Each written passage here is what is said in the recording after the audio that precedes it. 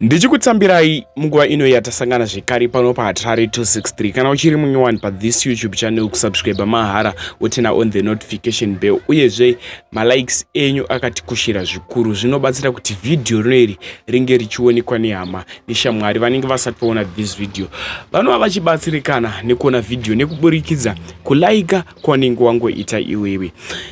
Vadikani, makezi atinonyoresiva munomu munyika yedu yeZimbabwe makezi e-accident ematsaona manthi richitanga tikutoresiva matsed news. So zvandichaita ndichakuverengerai updates. Ndichatanga nyaya yaStephen Lunga. Ndo nyaya ndichatanga kuverenga nyaya yaStephen Lunga.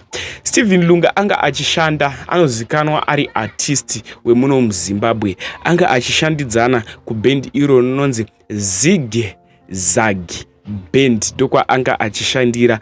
Ava vanhu ava vanoimba type yemhanzi inonzi chigayo. Manzi ndo type yemhanzi yavanoimba, type yemusambo wavanoimba.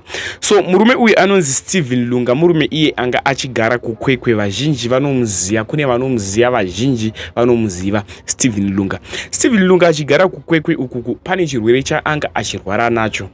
Stephen Lunga akatisiya musi weSunday. Stephen Lunga akafa. Shiko rest in peace kuna Stephen Lunga.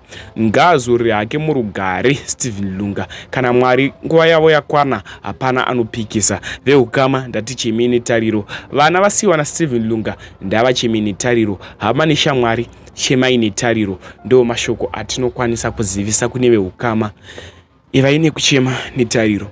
Tichienda pa next update, inyaya itika kusakubva marketplace.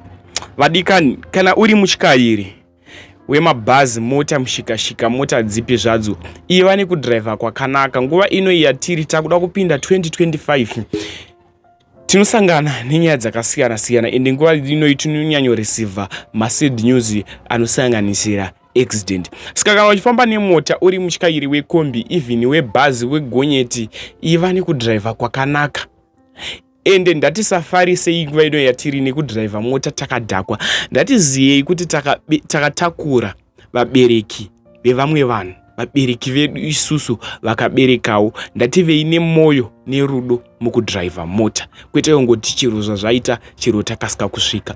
Pane bhazi iro rinonzi Smart Express Bus.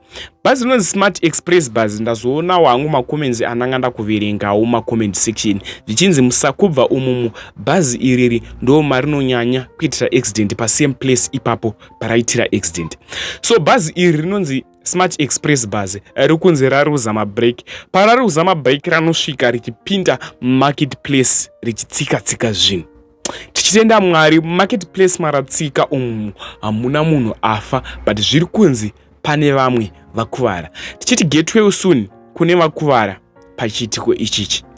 Zvinokumbira zvo zvatinofunga mucomment section pamusoro penyaya yebhazi rinonzi Smart Express Bus. Vamwe ndo vanga vakuzongotiwo bhazi iriri rinozvinyanya, ende bhazi iri haritadzi kuita accident musakubva marketplace imomo pagore rega rega.